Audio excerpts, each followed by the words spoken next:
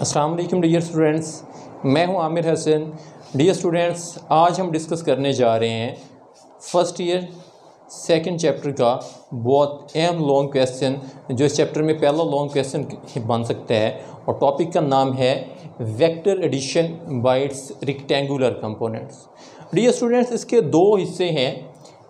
एक पहला तो हमने वेक्टर्स को ऐड करना है और जो एडिशन उनकी होनी है वो हमने करनी है bye its rectangular components. Rectangular components आप वेल फेमिलियर हैं, वो वाले वेक्टर्स के कंपोनेंट जो एक दूसरे पे म्यूचुअली परपेंडिकुलर होते हैं।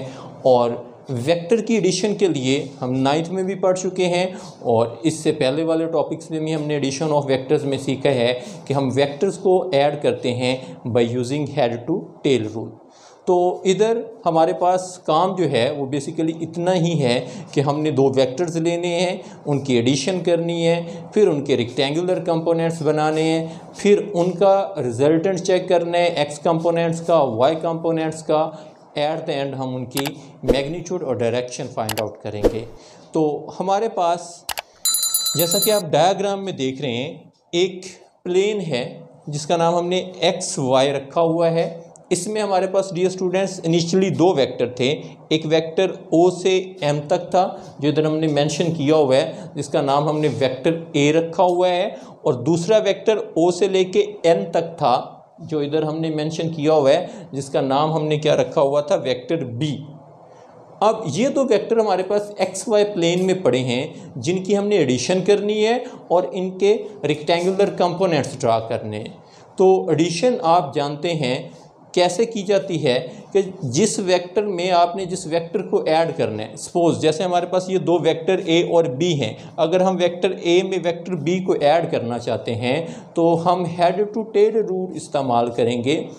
हेड टू टेल रूल जो है वो हम कैसे इस्तेमाल करते हैं कि जो फर्स्ट वेक्टर का हेड होता है उसके साथ सेकंड वेक्टर की क्या मिला देते हैं, टेल।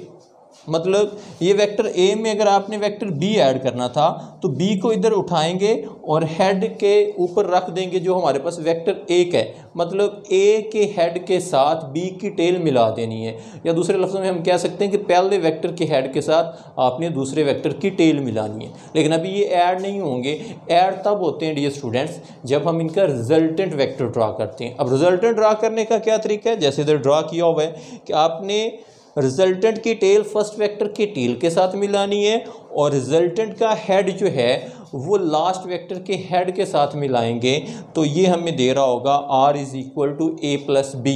मतलब अब इन दो वेक्टर्स की हमारे पास एडिशन हो चुकी है और जो रिजल्टेंट वेक्टर है डियर स्टूडेंट्स वो हमारे पास o से लेके p तक है। ये हमारा इनिशियल स्टेप था। ये हमारे पास होगी वेक्टर्स की एडिशन। अब इनके रेक्टेंगुलर कंपोनेंट्स बनाने हैं। रेक्टेंगुलर कंपोनेंट्स बनाना बिल्कुल आसान काम। सपोज वही डायग्राम हम आगे नेक्स्ट उसका पार्ट देखते हैं। ये वेक्टर ए था। अब अगर हमने इसके रेक्टेंगुलर कंपोनेंट्स बनाने हैं तो जहाँ पे वेक्टर ख़त्म हो रहा है वहाँ से आप नॉर्मल ड्रा करेंगे। नॉर्मल ड्रा जितना बेटा एक्स एक्सिस की तरफ आया उतना हिस्सा हमारे पास ए एक्स कहलाएगा और जितना हिस्सा वाई एक्सिस की तरफ आ रहा होगा वो ए वाई कहलाएगा। इसी तरह ये हमारे पास जो वेक्टर बी था, इसका जो एक्स वाला हिस्सा जो एक्स एक्सिस की तरफ आ रहा है, चाहे इसे ए बी एक्स कह लें चाहे इसे कह लें, क्योंकि ये दोनों साइड आपस में इक्वल हैं।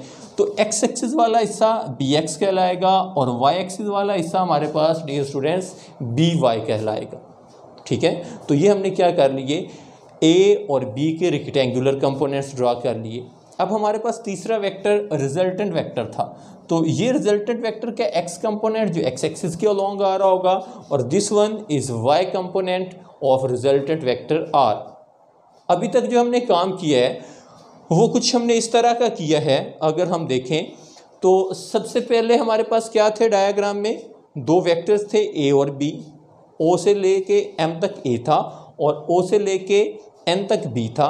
आपने बच्चों जो एक्स वाई प्लेन में थे उन्हें क्या कर दिया, ऐड करने के बाद सेकंड नंबर पे हमने क्या कर दिया, ए और बी को ऐड कर दिया according to head to tail rule. और थर्ड नंबर पे हमने क्या कर दिया, ए के, बी के और आर, ये जो तीनों हमारे पास वेक्टर्स आ रहे थे इनके हमने रेक्टेंगुलर कंपोनेंट्स ड्रा कर दिए।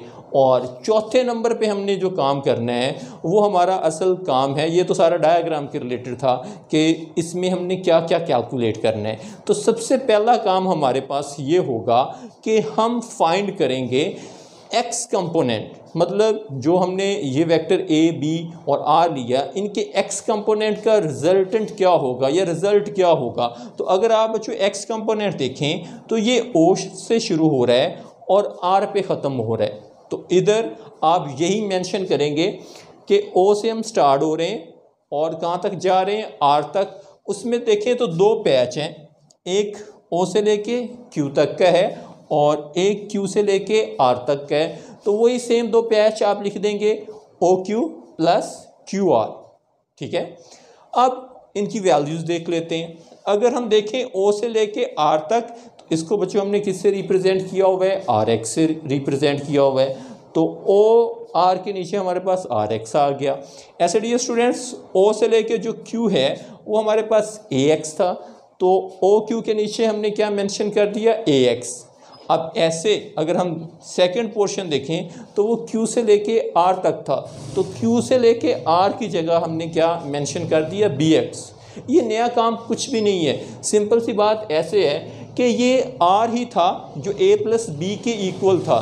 डियर स्टूडेंट्स, जब आपने इनके X कंपोनेंट फाइंड करने हैं तो देखिए R के साथ भी X आ रहा है, A के साथ भी X आ रहा है, B के साथ भी X आ रहा है, मतलब चीज़ वही है, R is equal to A plus B, लेकिन X कंपोनेंट के लिए हमने इनके साथ XX लिख दिया। ऐसे Y कंपोनेंट के लिए इनके साथ YY आ जाएगा, लेकिन वो कैसे आता है बकायदा हम डायग्राम की मदद से भी देख लेते हैं। अगर डायग्राम में हम देखें तो R से लेके P तक इसका नाम हमने रखा हुआ है RY।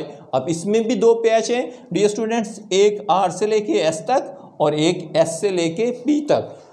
तो अगर हमने Y कंपोनेंट फाइंड करने हैं उनका रिजल्टेंट, तो वो R से लेके P या P से लेके R तक थे।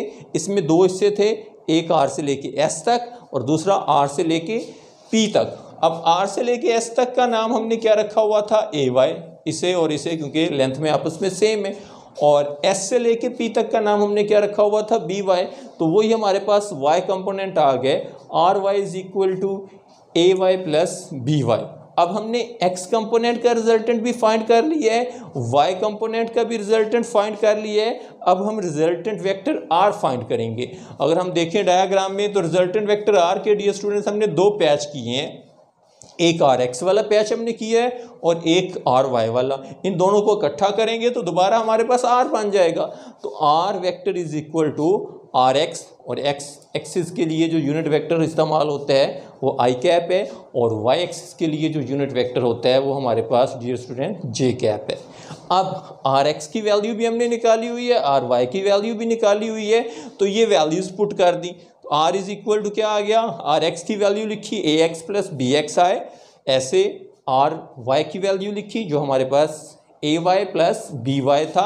अब अगर मुझे इस वेक्टर की मैग्नीट्यूड निकालनी पड़ जाए तो मैग्नीट्यूड निकालना आपने सीखा हुआ है डियर स्टूडेंट्स कि X कंपोनेंट का स्क्वायर लेना है प्लस Y कंपोनेंट का स्क्वायर लेना है और होल का हम स्क्वायर रूट ले लेंगे। तो RX का स्क्वायर प्लस RY का स्क्वायर और सारे का स्क्वायर रूट आ जाएगा। अब RX की वैल्यूज़ हमने इधर निकाली हुई हैं। RX हमारे पास क्या था, AX BX, RY हमारे पास क्या था, AY प्लस BY। अब इसके बाद नंबर 8 पे हम फाइंड करेंगे बच्चों ये जो रिजल्टेंट वेक्टर है इसकी डायरेक्शन क्या होगी। डायरेक्शन के लिए आप 9th में भी पढ़ चुके हैं, इधर भी हमने इससे पहले टॉपिक में देखा था। थीटा इज इक्वल टू क्या होता है, tan inverse Y component over X component. तो इधर R के कंपोनेंट थे तो इसलिए हमने मेंशन कर दिया RY ओवर RX। अब RY के जो कंपोनेंट थे वो हमने देखा हुआ था बेटा क्या थे, AY BY, और RX के जो हमारे पास कंपोनेंट थे वो हमारे पास थे AX प्लस BX। तो इस तरह हम क्या फाइंड आउट कर सकते हैं, डायरेक्शन जो एंगल बन रहा था A क्या with respect to X axis. अब इसके बाद ये तो सिर्फ दो वेक्टर्स को हमने ऐड करके चेक किया था, ये एक हमने ट्रेंड सेट कर लिया या रूल बना लिया कि वेक्टर्स अगर हमारे पास ऐड करने हों और through it's rectangular component add करने हों तो क्या मेथड है या क्या रिजल्टेंट वेक्टर हमारे पास होगा, क्या उसकी मैग्नीट्यूड होगी, क्या डायरेक्शन होगी। अब कहता है अगर हमारे पास मोर देन 2 कोप्लेनर वेक्टर्स हों, जैसे इधर वेक्टर बी है, साथ वेक्टर सी होता है, डी, जितने भी वेक्टर्स पाए जाते हैं, लेकिन कंडीशन ये है कि वो बेटा इसी एक्स वाई प्लेन में पाए जाएं, को प्लेनर हो, ये ना हो कि किसी और प्लेन में हो तो तब उनको हम इस तरह ऐड नहीं कर सकते। कंडीशन है कि वेक्टर्स चाहे जितने भी आ जाएं, लेकिन अगर एक ही प्लेन में पाए जा रहे हैं तो उनकी एडिशन करना बिल्कुल आसान है। जो बेसिक्स आपने चीज़ें सीखी हैं, आर एक्स के कंपोनेंट, आर वाई के कंपोनेंट, उनकी रिजल्टेंट वेक्टर, उनकी मैग्नीट्यूड और उनकी डायरेक्शन, उनमें जो एक्स कंपोनेंट है एक्स में ऐड करते जाना है, वाई कंपोनेंट वाई में ऐड करते जाएंगे। सपोज हमारे पास, अगर हम रिजल्टेंट वेक्टर आर को देखें, अगर हमारे पास सपोज 10 वेक्टर पाए जा रहे हैं तो A B C D E F G H so else जो भी हैं, तो आपने क्या करना है, जितने भी बेटा उनके एक्स कंपोनेंट हैं वो एक्स वाले पोर्शन में ऐड कर देने, जितने भी वाई कंपोनेंट है वो वाई में ऐड कर देने। जैसे मैंने 3 किए हैं, आगे डॉटिस का मतलब है कि ये कॉन्टीन्यूस है, आप चाहे इसमें जितने और वेक्टर्स ऐड करना चाहें ऐड कर सकते हैं। सेम ही काम मैग्नीट्यूड में होगा, a x theta is equal to ten inverse, ऊपर सारे वाई वाले कंपोनेंट्स को ऐड कर देंगे, नीचे सारे हमारे पास एक्स वाले कंपोनेंट होंगे, तो उनकी रेशो लेके हम थीटे का आंसर निकाल सकते हैं। अब इसमें 4 MCQs पूछे जाते हैं, वो आगे आपको न्यूमेरिकल्स में भी हेल्प आउट करेंगे। उसमें क्या बात है जो मेन पूछी जाती है, किस तरह वो पूछे जाते हैं कि ये जो थीटा है वो किस क्वाड्रेंट में आएगा, एक तो हमें ये पता होना चाहिए, और साथ ये पता होना चाहिए कि किस क्वाड्रेंट में अगर एंगल आ रहा है तो उसका जवाब हमने किस तरह फाइंड आउट करना है, और क्वाड्रेंट किस में होगा इसका इन्हिसार होगा कि जो हमें वैल्यूज़ दी जा रही हैं, ये एक्स और वाई कंपोनेंट दिए जा रहे हैं, उनकी वैल्यूज़ कैसी हैं। जैसा आप वेल फेमिलियर हैं, दोनों वैल्यूज़ पॉजिटिव हों तो फर्स्ट क्वाड्रेंट होता है, एक्स की वैल्यू नेगेटिव हो, वाई की वैल्यू पॉजिटिव हो तो सेकंड क्वाड्रेंट होता है, दोनों नेगेटिव वैल्यूज़ आ रही हों तो वो थर्ड क्वाड्रेंट होता है, और अगर हमारे पास एक्स की वैल्यू पॉजिटिव आ रही हो, वाई की वैल्यू नेगेटिव आ रही हो तो उसका नाम हम फोर्थ क्वाड्रेंट रखते हैं। अब इसमें किस तरह एंगल को फाइंड करना है फाइनल रिजल्ट के लिए, वो हम नेक्स्ट लेक्चर में सीखेंगे।